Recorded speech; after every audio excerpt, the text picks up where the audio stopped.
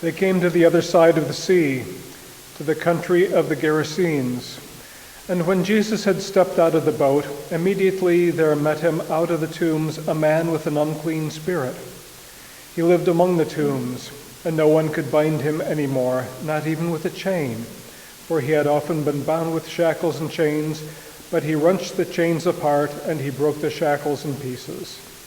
No one had the strength to subdue him. Night and day among the tombs and on the mountains he was always crying out and bruising himself with stones. And when he saw Jesus from afar, he ran and fell down before him, and crying out with a loud voice, he said, "What have you to do with me, Jesus, Son of the Most High God? I adjure you by the God." For he was saying to him, "Come out of the man, you unclean spirit." And Jesus asked him, "What is your name?" He replied, "My name is Legion, for we are many." And he begged him earnestly not to send them out of the country. Now a great herd of pigs was feeding there on the hillside, and they begged him, saying, "Send us to the pigs, let us enter them." So he gave them permission, and the unclean spirits came out and entered the pigs. And the herd, numbering about 2,000, rushed down the steep bank into the sea and were drowned in the sea. The herdsmen fled and told in the city and in the country. And the people came to see what it was that had happened. And they came to Jesus and saw the demon-possessed man, the one who had the legion, sitting there clothed and in his right mind, and they were afraid. And those who had seen it described to them what had happened to the demon-possessed man and to the pigs. And they began to beg Jesus to depart from their region. As he was getting into the boat, the man who had been possessed with demons begged him that he might be with him. And he did not permit him, but said to him, "Go home to your friends and tell them how much the Lord has done for you, and how he has had mercy on you." And he went away and began to proclaim in the Decapolis how much Jesus had done for him, and everyone marveled. May we be blessed by the hearing and understanding of God's word today. This morning we heard the story about Jesus crossing the Sea of Galilee, or as it's known these days, Lake Gennesaret.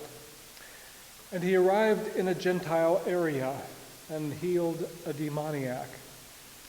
By merely crossing over the lake to this Gentile area early in his ministry, Jesus is breaking one of the barriers that separates the Jewish people from the unclean Gentile population.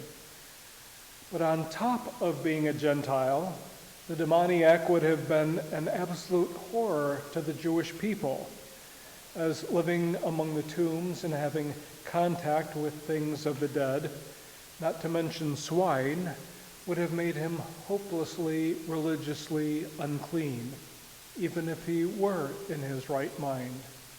So any Jew would have avoided him like the plague. But this is Gentile territory, so people seem to avoid him because they were not able to control him. Once again, Jesus has no qualms about associating with somebody that is a religious outcast. Not only did this man have an unclean spirit, like many others Jesus encountered in the Gospels, but this man had a legion of spirits, and so was taken over by forces completely beyond his or anyone else's control.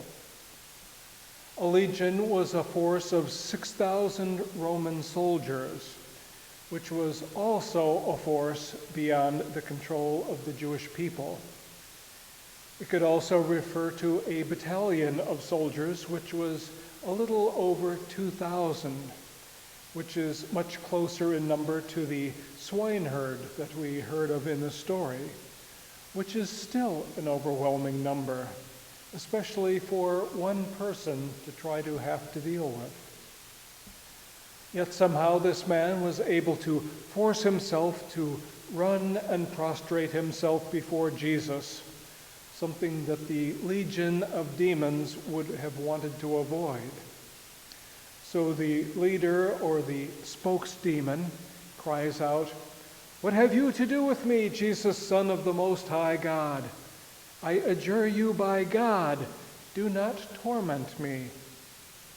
For Jesus was saying to him, "Come out of him, you unclean spirit." The demons clearly knew who it was that they were dealing with. And I find it interesting that they would entreat Jesus not to torment them, as they had been doing to this man for years. And not only doing it, but doing so by calling upon God for him to act with restraint against those who had been unrestrainable. But Jesus did as they asked and sent them into a nearby herd of pigs, whereupon they immediately rushed into the sea and committed suicide, or maybe swinicide in this case. So now the swineherdsmen are understandably freaked out, and they ran into the city to tell what had happened. Perhaps they were worried about their jobs, for they had clearly failed to protect the herd of pigs in their charge. "Guys, you'll never guess what happened. It's not our fault." And naturally, such a fantastic story brought people out of the cities to see what had happened for themselves. So they went out from the town and found Jesus calmly sitting with the formerly demon-possessed man, who was now clothed and in his right mind. But rather than being amazed or joyful for the man, they were afraid and begged Jesus to leave the region. I don't know about you, but I would want someone who could do such miraculous things to stick around a while longer and maybe take care of some more business in the area. But they begged Jesus to leave. Maybe someone who could vanquish 2,000 demons seemed as scary and as uncontrollable as the demons themselves. Well, naturally, the man that Jesus saved wanted to go with him. He wanted some more of this Jesus fellow. But Jesus wanted him to be his first Gentile convert and told him to stay and tell his friends how much the Lord had done for him and how he had had mercy upon him. And so the man went away and proclaimed in the Decapolis, the 10 towns of that area, how much Jesus had done for him. And then everyone marveled. The Gentile conversion was underway. Perhaps part of the people's initial fear was that it was the Jewish God working outside of the promised land that had freaked them out. After all, their God had not been able to do anything for this man. It would have turned their worldview upside down. So it was better for them for Jesus to go away than have him stay around and force them to think about such things. Now, in our time, it may be hard for us to relate to such a story because in our modern scientific worldview, we don't believe in demonic possession, do we? Talk of demons to us seems like superstitious nonsense. But ours is an age that is filled with demons. And I tell you that there is more possession going on in this 21st century than has gone on in previous centuries. The problem is we don't want to talk about it because we consider demons to be part of the mythical past. We believe in our scientific world. We do not believe in demons. And this may be because that demons are powers that are beyond our control, much like what happened to the demoniac, that leaves us at the mercy of powers that are totally outside of ourselves. And we don't want to think about such scary things. Now, I realize in my saying this that some of you are thinking to yourselves, Oh no, the pastor has gone off his nut again. It may come as a surprise, but I think one of the key things we need to deal with is the demons in our world today. You may not realize it, but we actually speak of them often. Alcoholism is a demon with many spirits, perhaps a legion, that take away a person's self-control. Drug addiction is a demon.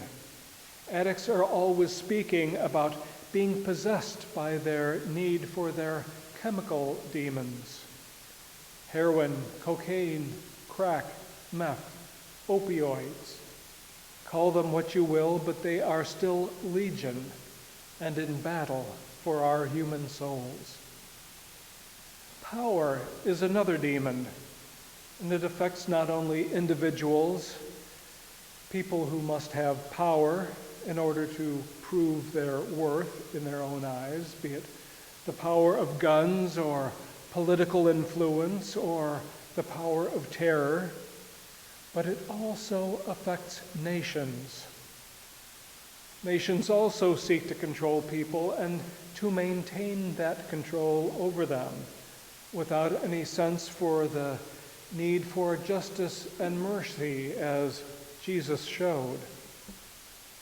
And when that power rises to a climax, we see the results in a Hitler or the Klan or other groups that thrive on hatred and fear. There are the skeletons of many burned out churches and filling graveyards in our land, as well as many others, that testify to the power of these demons. Illness is a demon. And with all our scientific expertise, you would think that we would be able to control these demons, but we haven't been able to. Perhaps that was something like the demon of our story that we started with this morning. Mental illness is still just as powerful and divisive as ever. It is still seen by many to be a curse, and we still often treat its victims as pariahs to be shunned or isolated. The word cancer can make us squirm with discomfort and fear. We want to run away from it and those afflicted by it, rather than offering our support and care. AIDS is just as demonic as any other worldly affliction. It ravages individuals while others try to pretend it will go away if they ignore it long enough. Greed is another demon, threatening to make us slaves of our want. Avarice has always been one of the seven deadly sins, but today the desire to have and to hold things is something that many of our society prize and actually encourage. It's the American way. And things are now often more important than people, and also more important than our faith in God. As the scripture passage reminds us, the demons are legion. They enslave the individual and destroy the valuable, and release the very worst that is within us. The only way that we can hope to cope with them is to come face to face with the one who can drive these demons out and make us willing to sit at his feet, at peace and in our right minds. Someone greater than ourselves and our consumeristic desires. We may not be as completely possessed by our demons as the demoniac was, but we are still under their influence, as are our friends and our families. And we often have to fight against intense peer pressure to stop being superstitious, to turn to the one who is able to save us from our demons and from our fears. Jesus is still greater than the legion of demons that we face today. Jesus is still reaching out with justice and mercy to those who are battling their demons and at war with the earthly powers of our age. We too have to battle our demons long enough to go to Jesus and ask for help and forgiveness.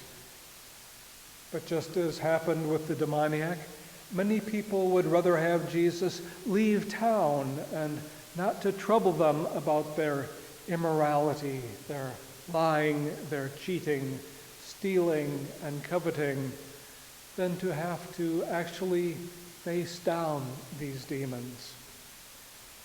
We need Jesus to save us now more than ever.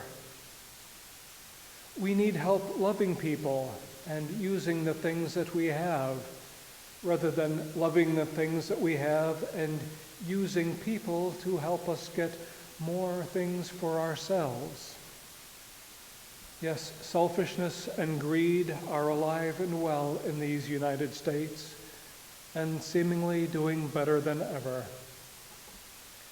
Let us resist our worldly demons and do as the healed demoniac did, and tell our friends and family how much God has done for us, and how God has had mercy on us to save us from our sins and from ourselves. Jesus is still the one that fills the primary need that we have in our lives, the need for God and for God's peace. And if we are willing to share our stories of blessing, maybe people will once again marvel at the grace and the glory of God for what God has done for us. Thanks be to God. Amen.